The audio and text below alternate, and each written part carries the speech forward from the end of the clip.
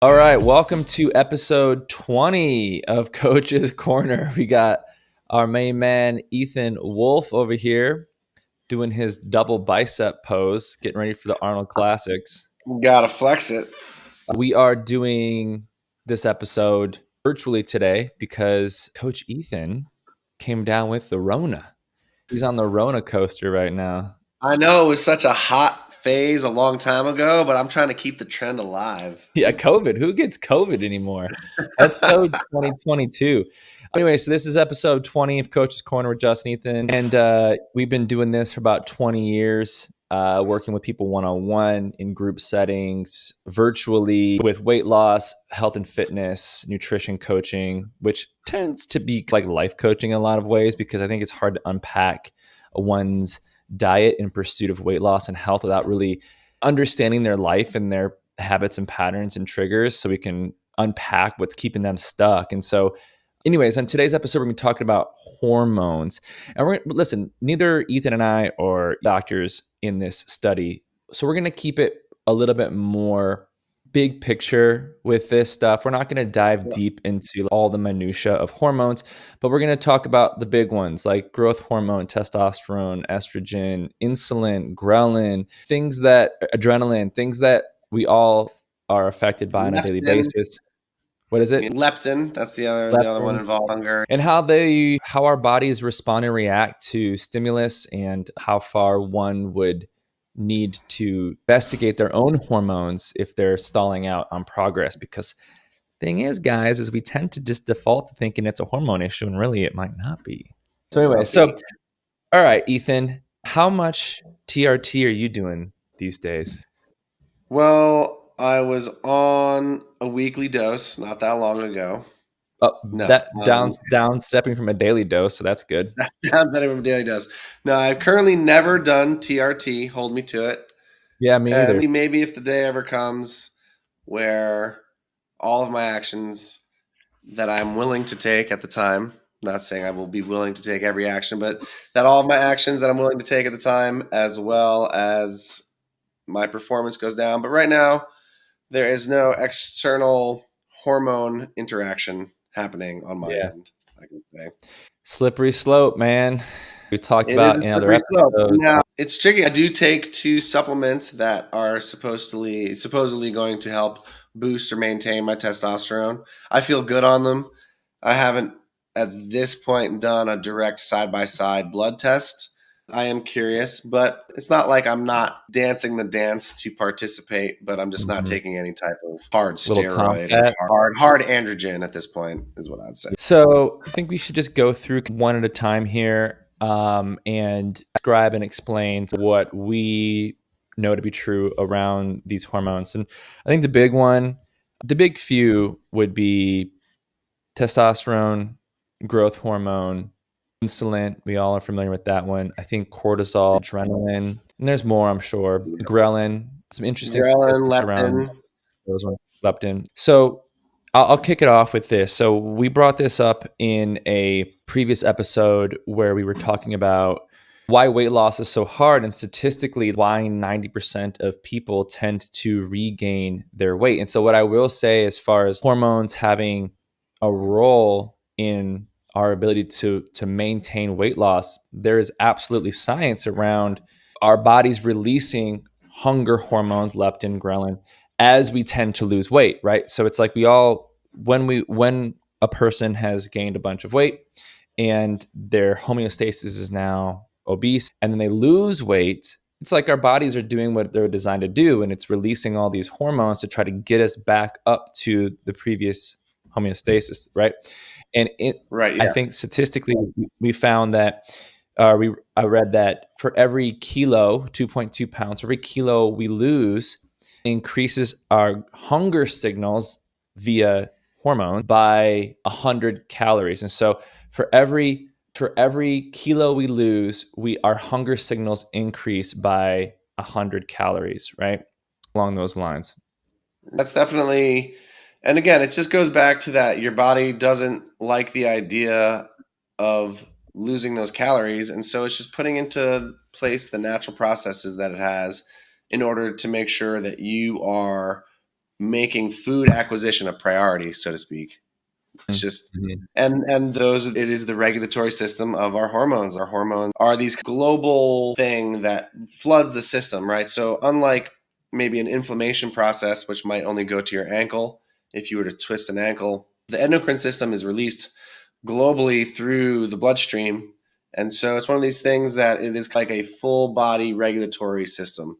It is something that goes global through all of your tissues and isn't necessarily a localized situation. And so, in that way, it's one of the reasons I think that it can have such a profound effect on our bodies is that a hormone can be released and have an effect here in one part of the body that might not be intended in another. It might be a signal for your brain, or it might be to just simply remove calories from your blood, but have some type of interaction over here. So it's just an interesting thing because I think that's one of the reasons why the endocrine system is so powerful is because there is no differentiation, and that once a hormone is released, it's released into your bloodstream globally and therefore has this ability to affect all of your tissues and all of Mhm. your body systems, all the five major systems or whatever it is that you have. Right. So Well, it's like what you were saying it's not before with like the show. you release cortisol and adrenaline and it only goes to your legs. And so your legs blood vessels dilate, the sugar is released out of the bloodstream or out of the storage system into the bloodstream only in your legs so that your legs have a better ability to run and sprint and perform and not like the rest of your body. No, that norepinephrine, which mobilizes blood sugar and dilates your blood vessels, goes into your brain. Your heart rate increases. Your brain thinks differently. And so it's like when a hormone gets released into the body, it goes into all of the tissues and it affects all things. Back in the day, there was this anecdote, and I'll call it an anecdote, but basically that old time strongman and current time people that were interested in grip training would specifically do extremely heavy squats to heal their hands as a modality because the extremely heavy squats would cause a spike in testosterone and growth hormone. And since that's released globally in the body, it would affect all tissues, including the recovery of their hands and forearms, which they were training so diligently and looking to do some type of actual performance with. So it's just an interesting thing to note in that way. I don't think it's anecdotal. I think there's some pretty clinical evidence around that. There is a study, that a famous one, that I would always talk about back when people were poo-pooing squats with free weights, and they were like biopsying people's leg muscle pre and post squat. Yeah. And what they found is that when you train heavy with squatting and free weights, and it releases testosterone, cortisol, and testosterone, specifically for men, but I think I'm sure it's true for women as well. But Right, when right, you right. squat heavy and you get past that sort of 80% threshold of, like, rate of perceived exertion, I don't know the exact study off the top of my head, but we can link it in the show notes. But because of this sort of global flooding of testosterone, which is a steroid type androgen hormone, Anabolic. anabolic, it improved growth, muscle growth in both study groups. The participants that were only training upper body, and then the participants that were training lower body and upper body. The participants that were training lower body and upper body had more overall upper body development than the participants in the study that just trained only upper body. And so there is an absolute corollary effect to just by flooding your system globally with hormones, it's going to affect other parts of your body too, right? And so I think testosterone is probably like the most famous one. Obviously, it's like the one that everyone wants more of. But another interesting angle on this is that you can have relatively normal levels of testosterone, but then your androgen receptors are super high, and therefore, even though your testosterone levels are low, you might actually be absorbing and utilizing testosterone much better than someone who might have super high levels of testosterone, but maybe their androgen receptors aren't quite as high, right? So there's Yep. a lot that goes into how your body handles these hormones. But one thing that I think people misinterpret is insulin. I think that insulin is this hormone that we tend to demonize a lot. And essentially, insulin is what we call a storage hormone. And actually, insulin is an anabolic hormone, because when we're anabolic, we're storing weight, period, right? Muscle and fat. And so when we release insulin and take proteins and put in the muscle, it can take carbohydrates and put in the muscle or the fat. Right. But Yeah. people tend to think high insulin levels are just bad, when really it's not. It's just a natural response to eating. And I think what you said in the pre-show when we were getting ready is that our hormones are in response to lifestyle and behavior, right? So it's not like, the problem isn't the hormones. Hormones are just a lagging indicator of the leading indicator, which is your fucking lifestyle.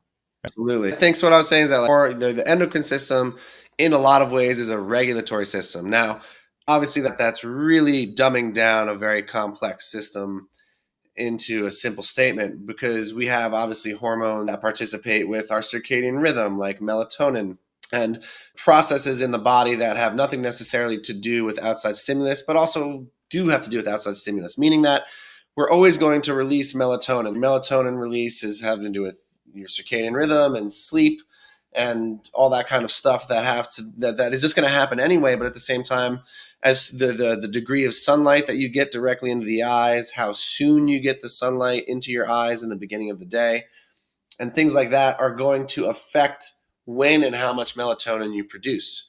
And so what I was saying is that when I was researching this, I kind of saw this bird's eye view of that the endocrine or the hormonal system is kind of like a regulatory system. There are obviously required and ongoing processes within it that are just needed for our everyday function and to live. But the way that all plays out tends to be in response to external stimulus as a way to regulate that external stimulus. So if you eat a lot of carbohydrate and your blood sugar is high, you release insulin to regulate that blood sugar, right? Mm-hmm. If you get a lot of sun early in the day, that signals your brain to start producing melatonin at an earlier point, and when it gets dark, so that you have natural sleep cycles. Versus if you don't get any type of blue light into your eyes in the day, your melatonin production as it gets late at night isn't going to be as stark, as sharp, and as high, right? If you don't do heavy, intense exercise, then you're not going to produce as much testosterone and growth hormone as if you did, meaning that if you gave it a stimulus, it would have a response.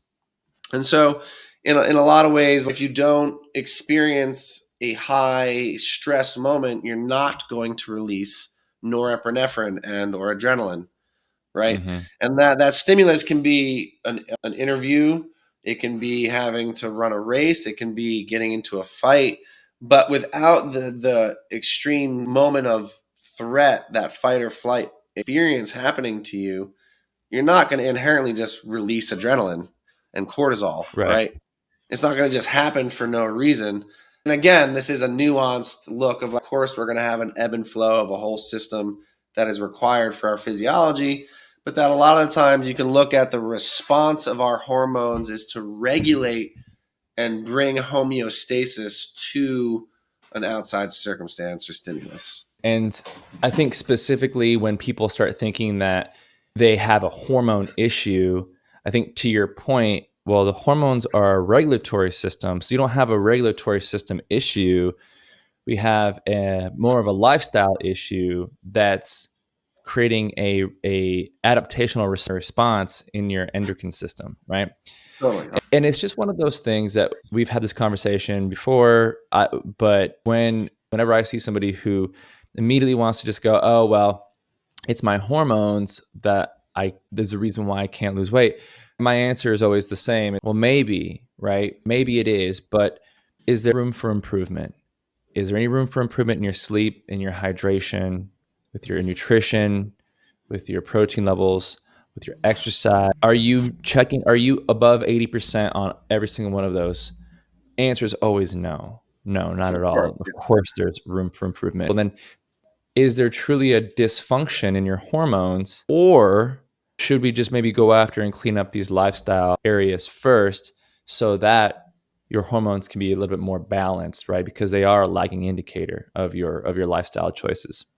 100%. And no doubt there are diseases and conditions, thyroid conditions and things Yeah. that can affect people 100%, right? There might be people that have substantially low testosterone and might actually need testosterone replacement therapy. Whatever it might be, there are conditions. So it's not to say that anybody who feels they might have a hormone condition is invalid, but that most of the time the lifestyle circumstances can be the first place to start and the thing that's actually affecting the hormone. It's just the age old story. Like if you have the low T, just like everything you said, are you paying attention to your sleep, exercise, food, and stress levels?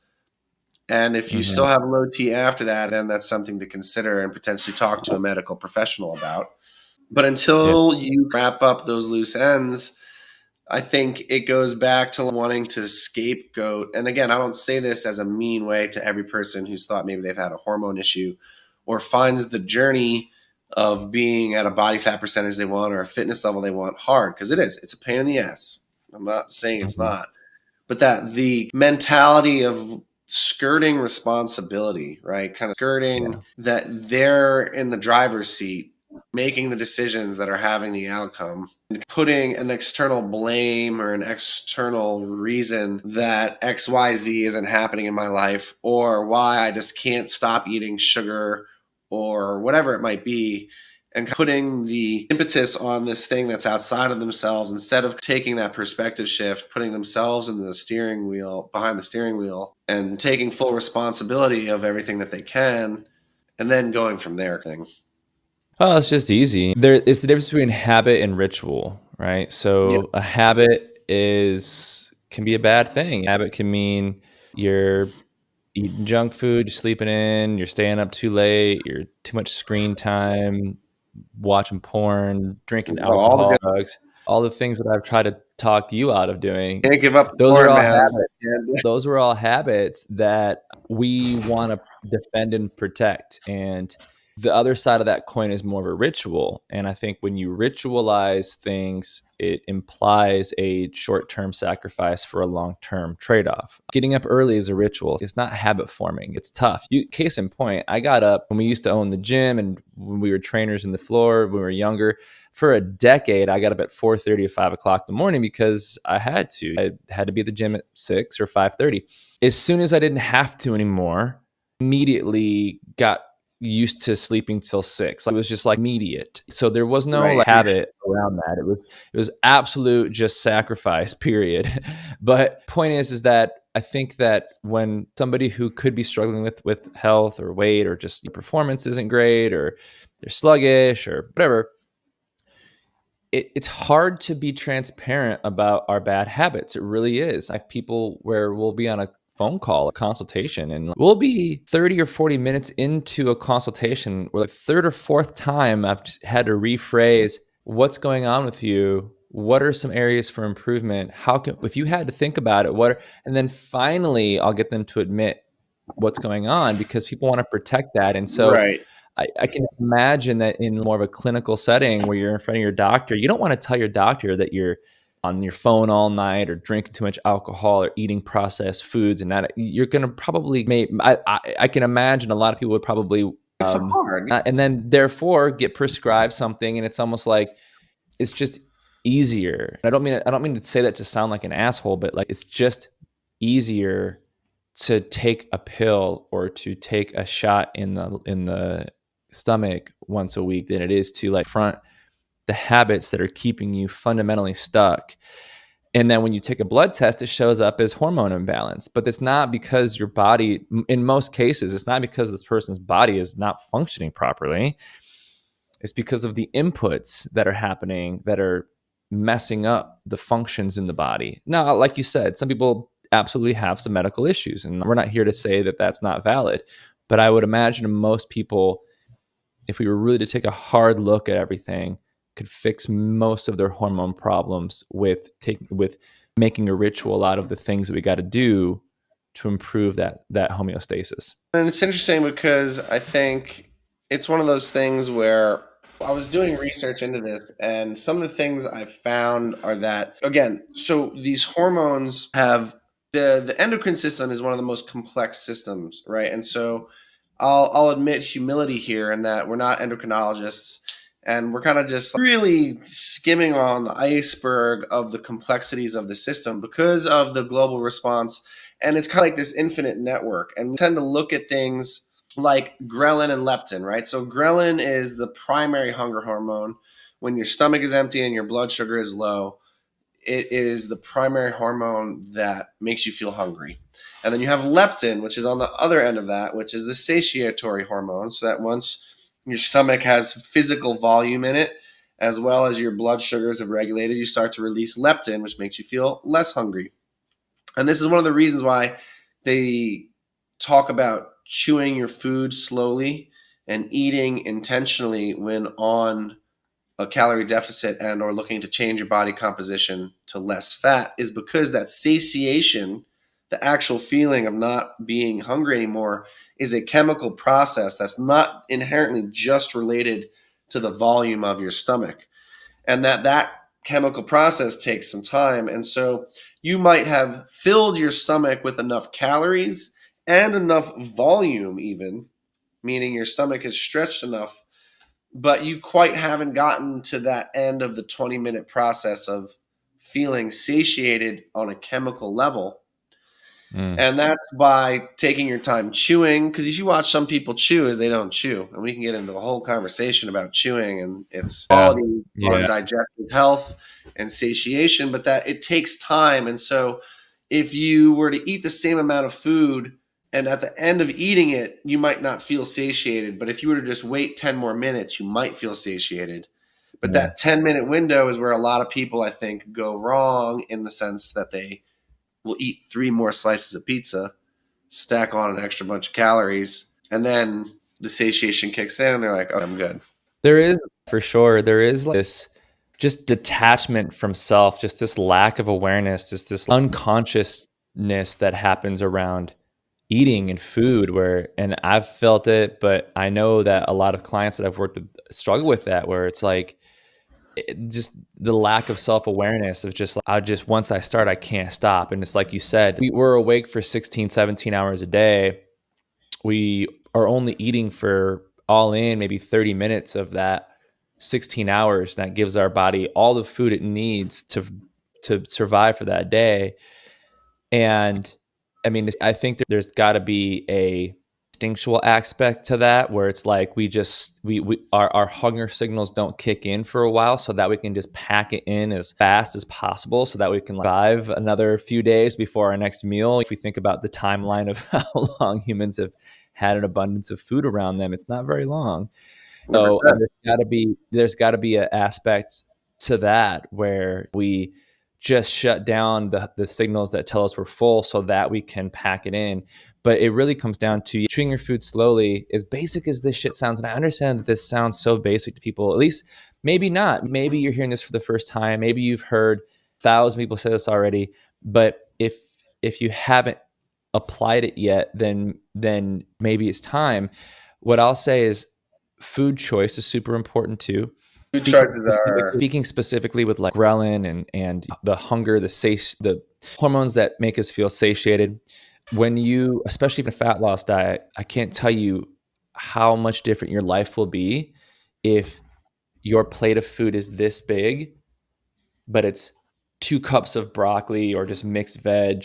You got a couple 100 grams of lentils. You've got brown rice in there. You've got a chicken breast grilled and chopped up in there. It's a bowl of food. Like, your life will be so much better for so many reasons. One, because you're going to eat slower, so you're finally going to be able to just like feel satiated. 2, you're going to feel fuller longer because it's going to take so long to digest. And then 3, you're getting all those greens in there, which will then help your bacterial flora in your stomach produce. You get all your micronutrients. The actual nutritional value of those foods are going to be substantially higher than, let's say, a bleached white flour noodle. Dude, I was just reading this thing. They're saying for every 10 grams of fiber that you add to your day, you increase the likelihood of healthy aging by 10%. So for every 10, so if you just add 10 grams of soluble fiber in your diet every day, you're increasing your likelihood of healthy aging by 10%, avoiding cardiovascular disease, avoiding cancers, premature mortality, all the things, right? It's just wild. And so, listen, how does this relate to hormones? Because if we're struggling with intense hunger signals, maybe our food choice isn't great, which is a hormone. If we're struggling with lethargia and lack of muscle tissue, maybe our exercise and our sleep isn't where it needs to be. Therefore, your testosterone is low. If you're struggling with hyperinsulinemia, it means you're probably, again, just like not moving and eating too much refined carbohydrates. And so your body's just cranking out insulin. Maybe there is a biological issue that you need to see your doctor about, but all these things are in reaction to lifestyle choices. And as hard as it is to adopt rituals that are not necessarily fun, otherwise, there's just too many examples of people who are Humpty Dumpty's patched up with semaglutide, hormone replacement therapy, Right.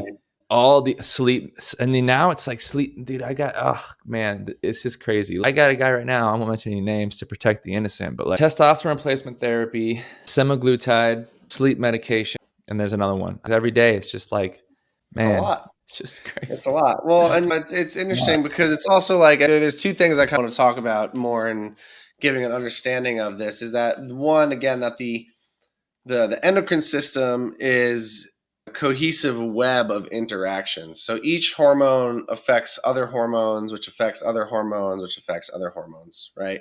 And Mm-hmm. so one of the examples that I found was a really interesting study that they did was that when at night is when your growth hormone is primarily released. It's not to say that there's no other release, but that when you're sleeping, let's say you have a good sleep cycle, that's the primary spike of growth hormone that's going to happen in the body. Now, insulin, if present in the blood, has some type of process that blocks growth hormone from doing its thing in the bloodstream. And so they did this experiment where they had long distance cyclers and they split them into two groups. And I think each of them ate 400 grams of carbs a day. So they Yeah, I both remember this ate study. the Yeah, same yeah. amount of carbohydrates each day, a very high amount. 400 grams is no small amount of carbohydrate. They're long distance cyclers. Per our previous episodes, they have every need and use for them. But they had one group basically eat them in the first half of the day, eat all 400 grams, get them all in, so that there was no insulin present because of elevated blood sugar levels from carbohydrate consumption in the evening. And then they had other people eat them well throughout the day, including until 10 p.m. And they basically found that even though they were both eating the same calories and the same amount of carbohydrate, that the cyclists that did not eat the carbohydrates at night had substantial increases in lean muscle mass and Hmm. all types of beneficial outcomes, because the hypothesis was that the lack of insulin in the blood in the evening and during their sleep allowed the growth hormone to Hmm. be secreted and do its thing. Right? Hmm. Now, It's what I would interesting. say Yeah. to that is that on a long scale, like I think over many years, if the calories were appropriate, the carbohydrate level was appropriate, and the sleep was appropriate, that even those that ate the carbohydrates late into night and did not optimize their hormonal circumstance would still be fine and wouldn't necessarily say set themselves up for any metabolic disease or anything like that. So I still think that Totally. over the big picture, the consistency of eating appropriate calories, moving their body and exercising and getting proper sleep is still going to just win. Well, But that's exactly right. but that at the same time, if you wanted to take it a level deeper, you could really optimize your performance and optimize lean muscle mass and have a substantial scientifically proven effect that because I know it's very common to preload protein so that you can have more enjoyable, generally in weight loss communities. I know Dr. Kashi does Hmm. this. Hmm. You preload your protein because it's a requirement. Carbohydrates not necessarily a requirement, but protein is a requirement. So you Hmm. preload your protein in the day to guarantee you get to that level, and then you can have a bowl of pasta or some ice cream or a sweet treat or something at the end of the day, and it's psychologically more satisfying, which will tend to lead to more consistency. But if somebody were to preload carbohydrate, especially some type of athlete, they might have better performance, right? And they would. There's science to this. And so Right. it's just interesting because there's a part of me Well, that there's wants health and then there's fitness. We talked about on other episodes. There's health and then there's fitness. I I think think that it's all. sometimes, I think even what I'm well, saying would be both, wouldn't it? Because it's like not eating your carbohydrates late at night would lead to more lean muscle mass, which would be healthy, as well as would be a fitness component, would be more performance as well. So I just think that sometimes the mistake is when people try to find hacks like that and get too tinkery with things, while the big issue is probably just a lack of consistency. So, Agreed. like, Agreed. yeah, so I think, There is, but I think it's like you don't want to throw the baby out with the bathwater. I don't want to look at these things too obtusely, because the nuance and the truth of our physiology is that so often the outcome of the podcast that we talk about, which is truth, is consistency, calories, steps. But like the echo of complexity that is our physiology cannot be denied. And the fundamental pillars that we always speak to are 100% the fundamental pillars. But like I still can't overlook the serious amount of layers to the cake that is our human physiology. Right. So no another doubt. example that I came across with this is like fasting, right? Fasting's really big right now.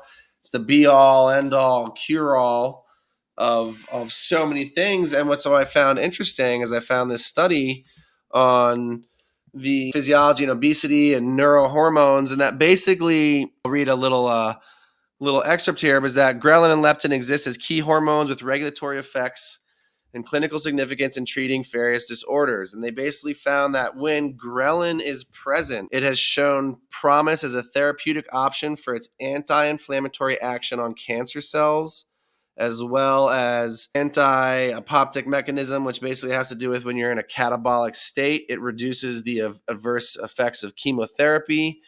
And that basically ghrelin has this anti-inflammatory global effect on the body, including the body's metabolism and cardiac performance and stress modulation.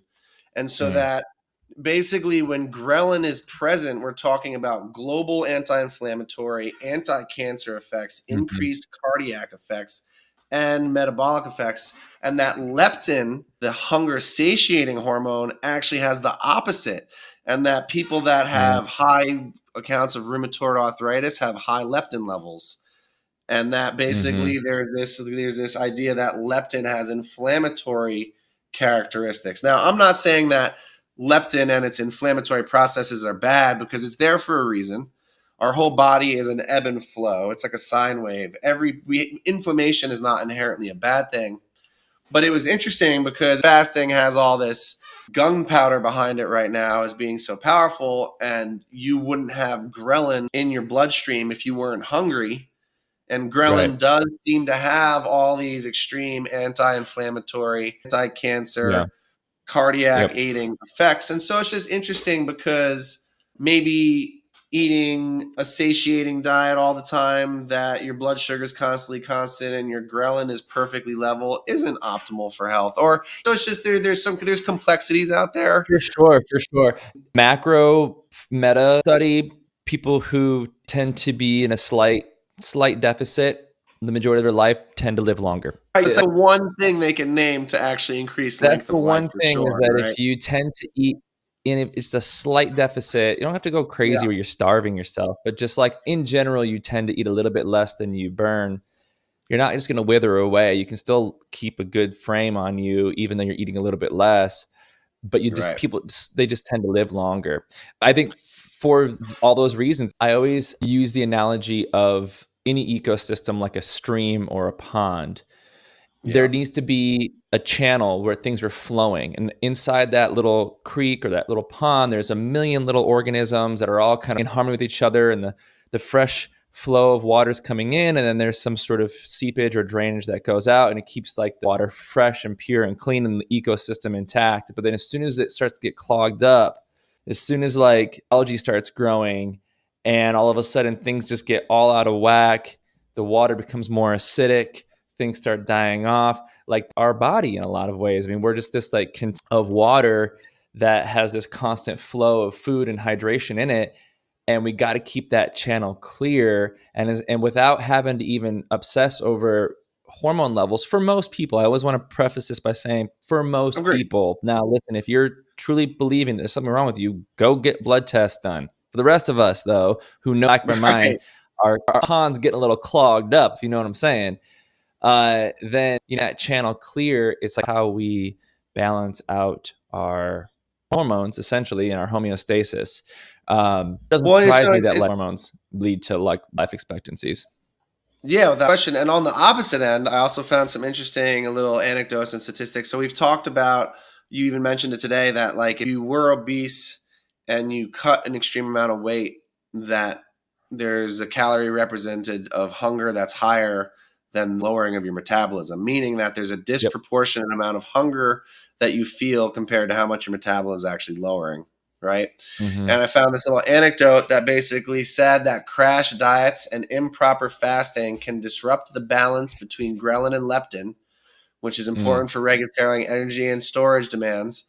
And in the one Mm-hmm. study, it found that crash diets can suppress leptin, which is your satiety hormone, by Mm-hmm. 40%, which can Mm. then lead to increased levels of ghrelin.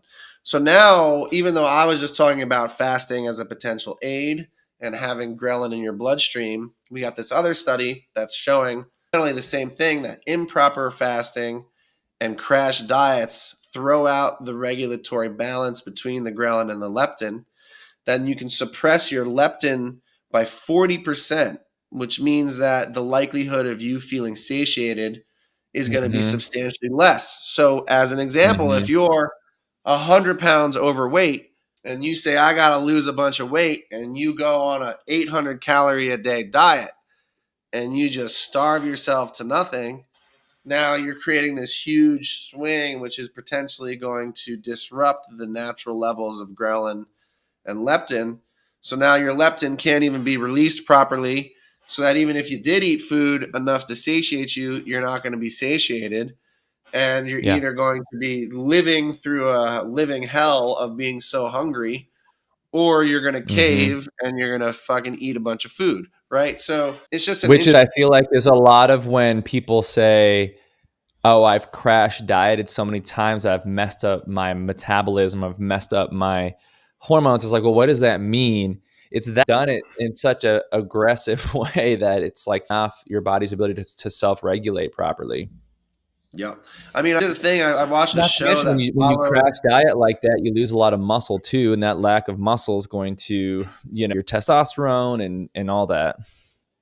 I watched a show that followed like Biggest Losers contestants after like Where Are They Now kind of thing. And it Mm-hmm. was terrifying. I think like of everybody they checked up on, only one in any way weighed less than when they Yeah, started. heard All of that the other too, Biggest Losers actually. contestants were like some crazy place. And the wildest thing was like one person they interviewed in detail, I remember, was like, I can't, like, it was like a crazy thing when they were saying that like eating like calories a day. And this person's massive. At eating 800 calories a day, they were still like losing weight. They were just hungry all day. Now, again, I don't know. I can't speak to how much fact was in their statement, but what I saw that as a reflection is that they jacked their system up so much. You know, you're over consuming food enough to be 500 pounds, and then you go on a show where you eat 800 calories a day and exercise for 4 hours a day, just lickety split for 4 months or however fucking long they did it for. It's the recipe to jack. It's the streams. It's the most extreme swing that you can do. And so the fact that they might have actually disrupted their system that extremely wouldn't be a surprise to me. And it's like they're Yeah. cursed. It's like talked about in our previous episode. It's like the best thing that you can do is to never become obese. Because once you actually become Yeah. obese, to the walk back has become exponentially more complicated and difficult, no matter what. 90%, unfortunately, regain all of their weight. And I think it's because there's a lot of really smart people out there that do a lot of dumb shit when it comes to nutrition. I say it, and you guys can hate me, you guys can tar and feather me if you want, but I've just seen too many very intelligent people who are like members of society that have raised great families and have done great things that just step into the same pile of shit every fucking time they try to lose weight. They crash diet, they Yep. do a detox, they do a cleanse, they do a 10-day juice fast, they go on an ultra low 500 calorie diet with just like, and it's just like, this is why 90% regain. I mean, always the exception that the person truly has some issue, but the exception doesn't defy the rules or doesn't break the rule. That, like, most of us, if we slow it down, 500 calorie deficit, if you're burning 2,000 calories a day, eat 1,500. If you're burning 3,000, try 25. Just slipping under the radar of your metabolic rate so that you can land that plane. You start landing, like flying into the airport, you start initiating the landing procedures hundreds of miles out. You slowly land that plane. You don't just nosedive to the airport and then crash land it. We can 100%. do that, then you feel better, you keep your muscle mass intact, you allow time for your body and your endocrine system to acclimate to the reduced calories, and do finally land. You're going to feel and look amazing, and it's just going to have enough time to become the new you without it being this like 180-degree pivot from what you've known, which you're probably going to ricochet back to as soon as you finish the 10-day thing or the 30-day, whatever, the 75-day, One, and I think that that's one of the issues is because I do think that fasting is a good thing. And I do think that like a 3-day low calorie fast could be extremely beneficial. But the way I see it is that is a complexified master level practice that should be done by people that already have the groundwork, discipline, and control of the things we're talking about. Because I do believe that going on a 24-hour water fast or a 3-day 500 calorie fast has benefit, but that it is a tool unto itself for its proposed benefits that aren't necessarily for body composition gains, that kind of a thing. And that should be people who want built to like upon, reach it. but that should be built upon a foundation of somebody that's already counting calories, already choosing whether they're in a maintenance or a deficit or that kind of a thing. And that when you exit it, you return back to that kind of steadfast intentionality with your food. And I think what happens is that people look at these as these extremes, like you're saying, to hyper course correct, when for me, the way I see it is that you should be so on point that this is like credit. This is like a bonus problem or something it's more advanced. complicated that you only get to unlock that level once you've demonstrated foundational stuff, and not 100%. jumping to those levels as like type of corrective mechanism because you haven't been participating with the foundational stuff. You know what I mean? Totally. So yeah, you gotta. Yeah, I think that. Yeah, if you've gotten over the learning curve threshold where you're advanced enough to take your fitness to that next level and really experiment with some of these other deeper layers of science, for lack of a better word, great. But if we're at a place where we know that there's just all these issues that exist and we're just not addressing them first, then I think it would be a mistake to jump to some sort of a fast or cleanse or detox thinking that that's going to help, because I think that statistically most people who do that, they're habitual and they always try that, and yet like tend to not be getting any closer to their goal. So if you've already gotten your goal and you've kind of that. Yeah, exactly. Right. Yeah, if you're solid, and that's the thing. Like that, I don't want to throw the baby out with the bathwater. I don't want people to think that there's no benefit to fasting and that there's no benefit to deeper practices. And I understand that our audience might be a more general based audience, but it has to be like unlocking the next level. You have to get a certain amount of experience points to level up. You can't play in those high level games if you're not there. And using like a polarity of like you got to get to. Yeah, right. Yeah, and a polarity swing of like, well, I've been eating like chicken sandwiches and just doing whatever I want on one end of this polarity pendulum, and so therefore I'm going to swing all the way to the other side of I'm only going to eat broth and soups for 5 days as a remedy. Is kind of like, no, you're missing the point. The point is that you need to live that pendulum closer to a high level status so that you can unlock, oh, maybe I'll eat 400 calories and do a semi-fasted state for the benefit of, the things we've talked about in the past, as a purposeful intent to do these things, to fight cancer, to get rid of junk DNA, to do all that shit, but only because I know that I've already been in a calorie deficit. I've shown self-control with food choice and exercise patterns, and that when I come off of this extreme thing, I have proven to myself that I will return to chosen intentionality with my movement, calorie, and food choices, and not, oh, I did this as a remedy to eating fried chicken sandwiches, and now that I'm done with 5 days of eating soup, well, I'll just go back to eating fried chicken sandwiches. You know what I mean? Like, to me, Yeah. it's like to prove yourself worthy to take the extreme because of the discipline it requires, and and all that stuff. So, anyway. Agreed. And, tie this all back into hormones is that barring any sort of true diagnosis of a dysfunction, which everyone can go get a blood test if they're suspicious of that. But even that might be misleading because it might show that your hormone levels are off, but really, I would recommend go through a series of tests, but then while you're getting your blood test before you go on any sort of medication, also be improving your lifestyle choices as you're getting these series of blood tests to see if just maybe your hormone levels improve after said lifestyle changes. And if so, that would be a pretty conclusive data to suggest maybe it isn't a dysfunction in your biology, but more of a dysfunction in your psychology. And if you just cleaned up Right. lifestyle, you probably would clean up your hormone levels too. Into this, and I think that's probably good for today. I think we've chewed everybody's ears off enough on this stuff, but guys, that's episode 20 on our take on hormones and all that good stuff. And we'll see you guys next time with Coach's Corner. Justin, Ethan, peace out.